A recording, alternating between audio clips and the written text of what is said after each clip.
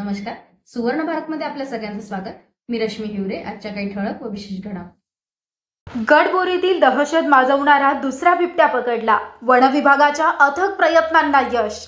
गडबोरी परिसरात काही दिवसापूर्वी बिबट्याच्या हल्ल्यामध्ये प्रशील माणकर या बालकाचा दुर्दैवी मृत्यू झाला होता. त्या घटनेनंतर गाव परिसरात भीतीचं दहशतीचं वातावरण निर्माण झालं होतं. त्यामुळे वन विभागानं परिसरात सतत गस्त घालत बिबट्यांचा शोध मोहीम हाती घेतली.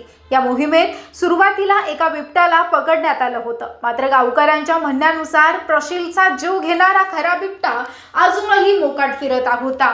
त्यानं पुन्हा गावात घुसून काही जनावरांवर हल्ला करून जखमी केलं. त्यामुळं वातावरण पुन्हा चिघळले.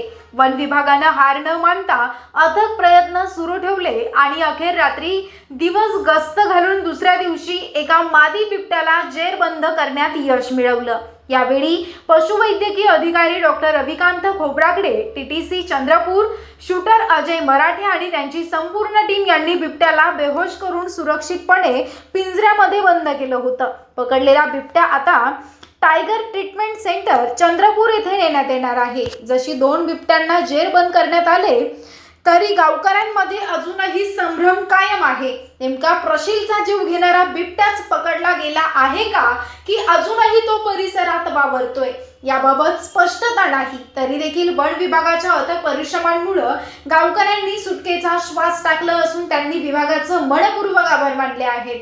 या मोहिमेत स्वाप फाउंडेशन अध्यक्ष यश कायरकर आणि त्यांची टीम यांनी देखील मोलाचं सहकार्य केलं. सुवर्ण भारतकरिता रोशन खानकुरे, विशेष जिल्हा प्रतिनिधी, चंद्रपूर. अजूनही गावकऱ्यांमध्ये संभ्रमत आहे की हा तो बिबट नसून दुसरा बिबट असू शकते. नेमका तो काय म्हणणं आहे त्यांच्याकडून जाणून घेऊया.